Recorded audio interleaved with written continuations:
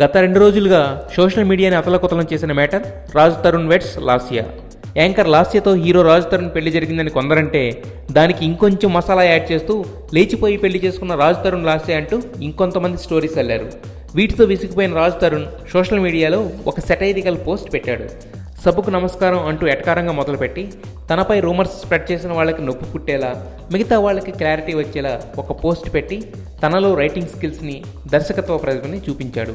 Audio ఫంక్షన్లో ఒక్కసారి కలిసిన లాస్యతో నా పెళ్లి చేసిన మీడియా మిత్రులకు నా కృతజ్ఞతలు అంటూ మొదలుపెట్టి ఈ రూమర్స్ ఒట్టి ట్రాష్ అని కాస్త గట్టిగానే స్పందించాడు.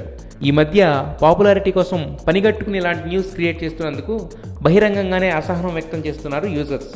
ఎవరో ఒకరు రూమర్స్ రాయడం, అయ్యో వెనకబడిపోతాం అన్నట్టు మిగతా వాళ్ళు స్ప్రెడ్ చేయడం కామన్ అయిపోయిందంటూ కామెంట్ చేస్తున్నారు. మొత్తానికి తన మీద వచ్చిన రూమర్స్కి స్పందించి ఇలాంటి స్టెప్ తీసుకున్న ఈ యంగ్ హీరోకి మంచి సపోర్ట్ వస్తుంది. ఆఫ్టర్ ఆల్ 8 వేలు సంపాదించే వాడికి ఎవరు పిల్లనిస్తారు?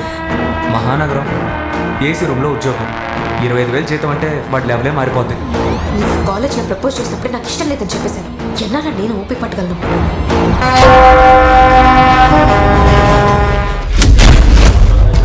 పులి వేటాడాలంటే జింక కావాలి.